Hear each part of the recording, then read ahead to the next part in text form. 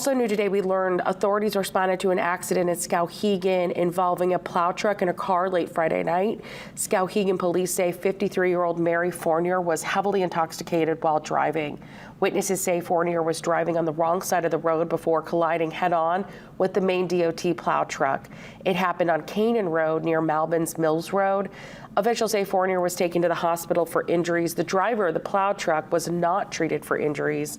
Fournier was given a summons for OUI and failing to maintain her lane. She was driving under a conditional license after a previous OUI in 2019.